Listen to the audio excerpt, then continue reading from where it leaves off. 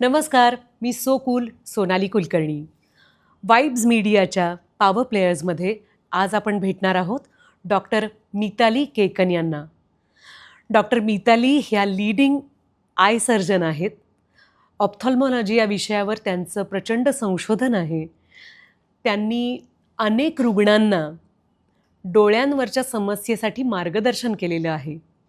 त्यांचं केकन हॉस्पिटल आहे आणि तिथे आय डोनेशनसाठी खूप महत्त्वाच्या पद्धतीने अवेअरनेस जागृत केला जातो आणि त्याचबरोबर आय डोनेशन कॅम्प्सही घेतले जातात.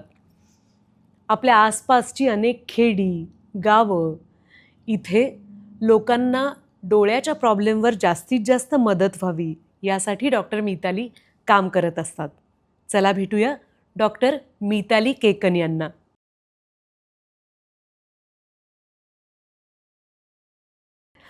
Hello doctor Mitali. Hello ma'am, it's so nice to be here.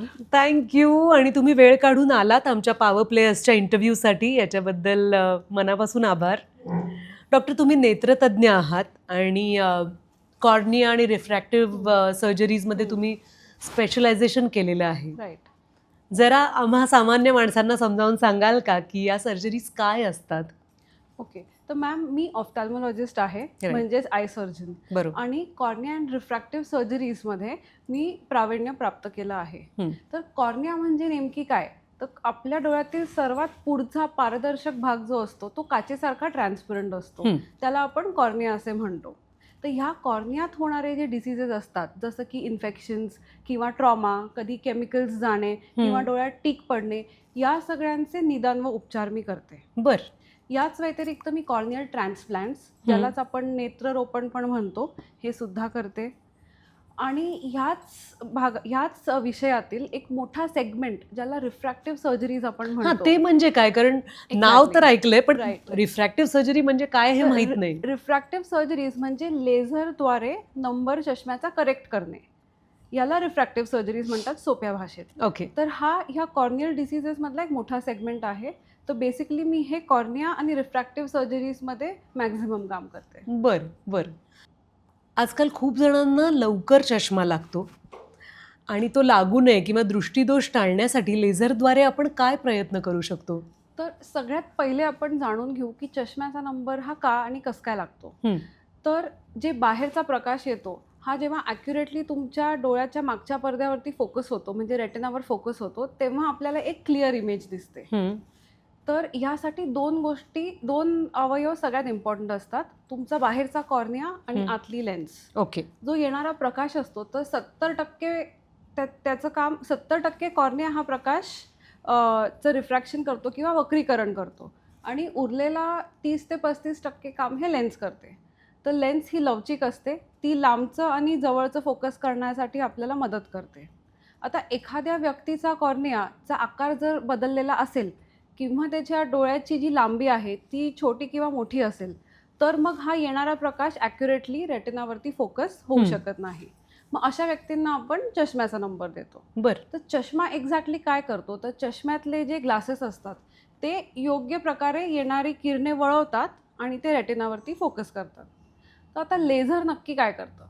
तर लेझर परमनंटली कॉर्नियाच्या इरेग्युलॅरिटीजला करेक्ट करतं आणि परमनंटली हा येणारा लाईट तुमच्या रेटिनावर अचूकपणे फोकस होतो. तर सोप्या भाषेत सांगायचं तर चष्मा जे बाहेरनं किरणे वळवतो, लेझर ते तुमचा कॉर्निया रिशेप करून परमनंटली तुम्हाला चष्म्यापासून मुक्ती देतो. अच्छा, म्हणजे डोळ्याच्या आतच चष्म्याची लेन्स बसते जवळजवळ. Kind of like that. हो की नाही? म्हणजे आम्हाला समजण्यासाठी.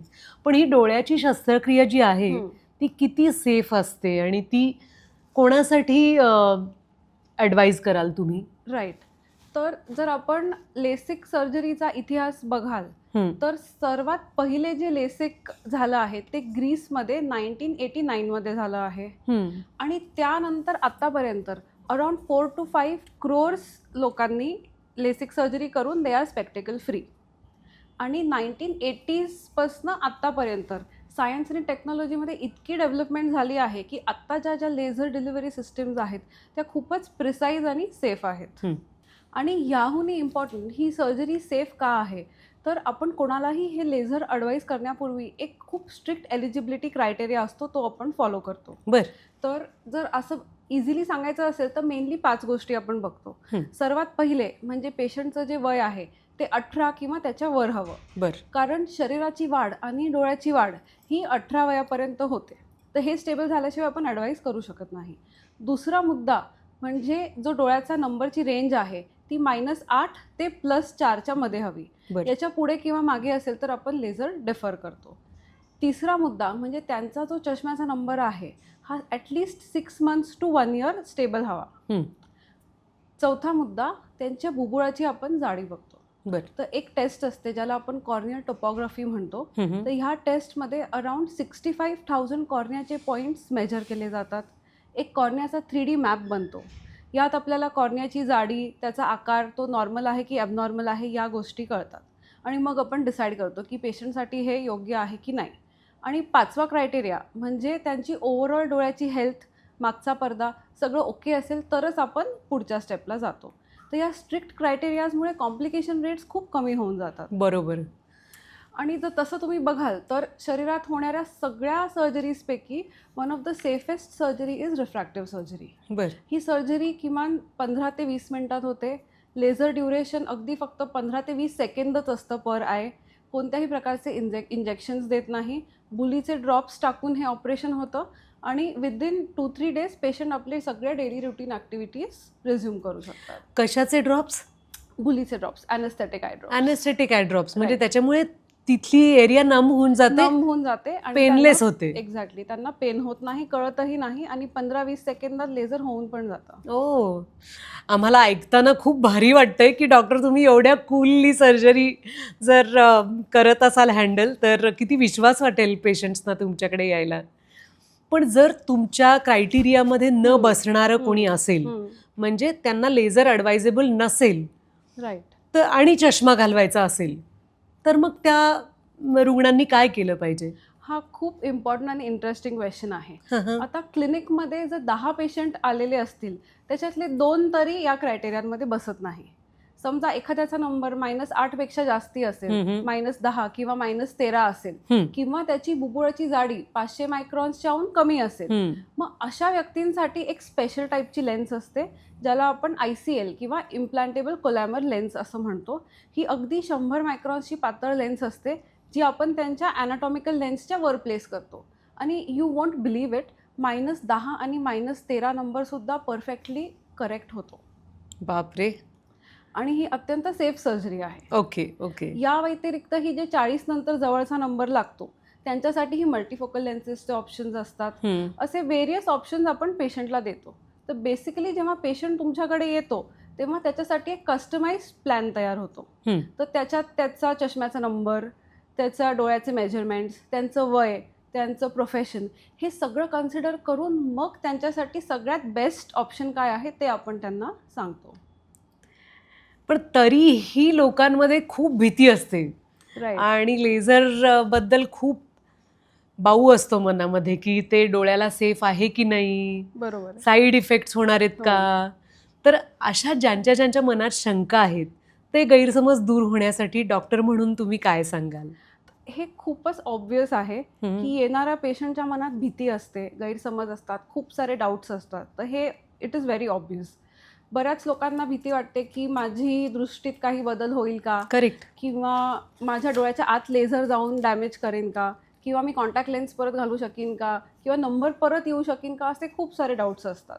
तर सर्वप्रथम म्हणजे ही लेझरची जी फ्रिक्वेन्सी आहे ती फक्त सरफेसवर ॲक्ट करते, ती डोळ्याच्या आतमध्ये जात नाही. त्याच्यामुळे डोळ्याच्या आत काहीच इजा होत नाही. त्यानंतर सगळ्यात कॉमनली होणारे साईड इफेक्ट्स लेझर प्रोसिजर्स नंतर असतात ड्रायनेस, आणि जर नंबर जास्ती असेल तर थोडासा नाईट ड्रायव्हिंगला ग्लेअर होऊ शकतो. ओके. पण हे प्रॉब्लेम्सही 6 ते 8 महिन्यात रिझॉल्व्ह होतात. बरं. आणि आता जे 3rd generation laser delivery systems आल्या आहेत त्यांच्यात आपण ब्लेडलेस लेसिक असं त्यांना म्हणतो. त्यांच्यात हे ड्रायनेसचा आणि ग्लेअरचा प्रॉब्लेमही होत नाही. ओ. आणि राहिला प्रश्न नंबर परत येईल का, तर हे खूपच रेअरली होतं. याचं मोस्ट कॉमन कॉज आहे की नंबर स्टेबल अजून झाला नाही आणि तरी लेझर ऑपरेशन तुम्ही केलं तर तो रेसिड्युअल नंबर थोडासा येऊ शकतो, किंवा नॅचरली डोळ्यात होणारे जे चेंजेस असतात त्यामुळे किरकोळ नंबर येऊ शकतो. पण डेफिनेटली डिपेंडन्सी चष्म्याची येत नाही, किंवा तुमचा प्री ऑपरेटिव्ह नंबर कधी परत एवढा मोठा नंबर तर नाही येत परत. बरं.